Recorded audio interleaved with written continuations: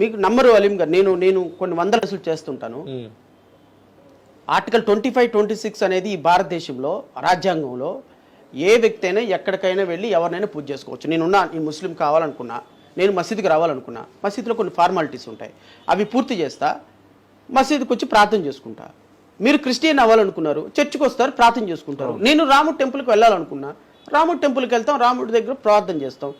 మత స్వేచ్ఛ ఉంది కదా, ఎవరినైనా పూజించుకోవచ్చు కదా. ఈ రోజున because of this bloody people, ఎంప్లాయీస్గా ఉన్నటువంటి ఎస్సీలు చర్చికి బయట కొంగు చోటన బైబిల్ పెట్టుకొని దాసి పెట్టుకొని వెళ్తున్న సందర్భాలు కొన్ని వేలు జరుగుతున్నాయి ఎవ్రీడే. ఎందుకో తెలుసా, చర్చికి వెళ్తున్నట్టు కనుక నువ్వు బైబిల్ పట్టుకొని కనపడితే ఫోటో తీస్తున్నారు, ఎంఆర్ఓ దగ్గర క్యాన్సిలేషన్ ఆఫ్ క్యాస్ట్ సర్టిఫికేట్ వేస్తున్నారు. ఆ రిజర్వేషన్ లో పొందినటువంటి వ్యక్తి ఏమో భయపడిపోతున్నారు, కుటుంబం అంతా. ఇప్పుడు తిరుమల తిరుపతి దేవస్థానంలో ఆ కింద almost all SC ST employees అంతా అది జరుగుతుంది. ఈ రాష్ట్రంలో ఇది ఒక ప్రతి మండల గ్రామ కమిటీ కూడా, ఆర్ఎస్ఎస్ కి సంబంధించిన మండల గ్రామ committee, this is working out now. మరి ఆ పాపం పవన్ కళ్యాణ్ ఏ విధంగా సమాధానం పవన్ కళ్యాణ్ రేపొద్దున ఈ ప్రాసెస్ లో ఈ పవన్ కళ్యాణ్ అనేటువంటి వ్యక్తి ఈ పాముగా మారుతున్నాడు. ఈ రాష్ట్రంలోకి భారతీయ జనతా పార్టీకి ఎంట్రన్స్ ఇచ్చి ఎస్సీలు ఎస్టీలు క్రిస్టియన్లు ముస్లిం యొక్క భవితవ్యాన్ని అణకదొక్కుతున్నాడు. దీనికి తెలుగుదేశం పార్టీ కూడా సమాధానం చెప్పాలి. దీనికి భారతీయ జనతా పార్టీని ఎందుకు తీసుకొస్తున్నారు సమాధానాలు చెప్పాలి. నిన్న మీరు ఇచ్చినటువంటి, నిన్న చిలకలూరుపేటలో చేసినటువంటి ప్రతి ప్రసంగానికి ఏ విధంగా ఈ జాతికి సమాధానం చెప్తారు, వీళ్ళిద్దరు కూడా సమాధానం చెప్పాలి. చెప్పకుండా ఓటు అడిగే హక్కు ఈ రాష్ట్రంలో లేదు. అందుకనే కూటమి రేపు ఓడిపోబోతుంది. జనసేన, భారతీయ జనతా పార్టీ, తెలుగుదేశం ప్రభుత్వం, తెలుగుదేశం కూటమి ఈ రాష్ట్రంలో అధికారంలోకి రావటం లేదు. ఇది నాకున్నటువంటి నిశ్చితమైన అభిప్రాయం. సార్ ఒకటి చెప్పండి, చాలామంది ఈ మధ్యన టీడీపీలో సీట్లు ఆశించారు. మహాసేన్ రాజేష్ లాంటి వ్యక్తికి ఆఖరిలో సీటు రద్దయిపోయింది. అంటే ఎందుకని ఇలాగే జరిగింది? నాకు దళితుడు కాబట్టి సీటు విషయంలో చంద్రబాబు అన్యాయం చేశాడని ఆ పరిస్థితి ఎందుకు వచ్చింది? ఈ పిచ్చి మాటలు అనవసరమండి. ఇప్పుడు సార్, మనం చేసినటువంటి పాపాలు ఇక్కడే అనుభవించాలి.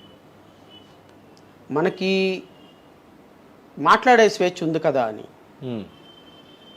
మనకి రాజ్యాంగంలో అంబేద్కర్ గారు ఒక ప్రాథమిక హక్కుగా ఇచ్చారు కదా అని, మనకి మాట్లాడే నాలెడ్జి, మాట్లాడగలిగిన చతురత ఉంది కదా అని పిచ్చి మాటలు ఏది పడితే అది మాట్లాడితే ఇలాగే ఉంటుంది. మనకి ఇప్పుడు అబ్బాయి ఎవరు, మన మహాసేన రాజేష్కి సంబంధించి, మహాసేన రాజేష్కి సంబంధించి బ్రాహ్మణ సంఘాలు, కాపు నాయకులు చేసింది 100% కరెక్ట్. ఎందుకంటే ఇలాంటి వ్యక్తులు రాజకీయాల్లోకి వస్తే రాజకీయాలు పొల్యూట్ అయిపోతాయి. అంబేద్కరిజం చెప్పి, అంబేద్కరిజం అనే పేరు చెప్పి, జై భీమ్ అనే నినాదం చెప్పి, వంగవీటి రంగాతో అంబేద్కర్ని పోల్చాడండి అబ్బాయి. నేను వంగవీటి రంగా గారిని తక్కువ చేయటంలా, వేర్ ఇస్ ఎ కంపారిజన్? అసలు అంబేద్కర్తో పోల్చదగిన వ్యక్తి ఎవరు? వంగవీటి రంగా అంటే అంబేద్కరు, వీళ్ళిద్దరూ జాతికి సేవ చేసిన నాయకులు అంట. అంబేద్కరు ఫోటో పక్క, రంగా ఫోటో పక్క, చంద్రబాబు నాయుడు ఫోటో పక్క, నారా లోకేష్ ఒక పక్క పెట్టి జై భీమ్ అని, జై చంద్రబాబు, జై నారా లోకేష్, జై పవన్ కళ్యాణ్, జై చిరంజీవి. ఏంది ఇది ఒక పక్కన పెట్టండి. చర్చిల మీద కొన్నాళ్ళు, హిందువుల మీద కొన్నాళ్ళు, జనసేన మీద కొన్నాళ్ళు, అమ్మాయిల మీద కొన్నాళ్ళు, ఈ విధంగా చాలా చేయటం అనేది ఒక రాజకీయ నాయకుడికి కరెక్ట్ కాదు. అప్పుడు రాజకీయ నాయకుడు కాకపోవచ్చు ఆయన, కానీ ఆ నేపథ్యం ఎక్కడికి పోదు. సో నేను అనుకోవటం, ఆ అబ్బాయి మాట్లాడినటువంటి మాటలు క్షమించడానికి అర్హత లేదు. పార్వతీదేవి గారి గురించి మాట్లాడిన మాటలు క్షమార్హం కాదు. ఇలాంటి వ్యక్తిని రాజకీయాల్లోకి ఎంకరేజ్ చేస్తే రాజకీయాలు అంటే ఈ జాతి ఒక రాంగ్ పర్సన్ ప్రొజెక్ట్ చేసినట్టు అవుతుంది. సో నేను అనుకోవటం, నేను ఆ విషయంలో సపోర్ట్ చేయడానికి కూడా లేదు. ఎవరు కూడా సపోర్ట్ చేయడం, ఎవరు ముస్లిం సపోర్ట్ చేయడానికి లేదు. రాజ్యాంగం ప్రామాణికం మనం మాట్లాడేటప్పుడు, అంతే. ఆపడం తప్పు కాదు, అలాగని ఇంకొకరి దగ్గరికి వెళ్ళి ఎంకరేజ్ చేయడం తప్పు కాదు. సో ఈ తప్పు, ఇవి రెండింటిని బ్యాలెన్స్ చేయాలి.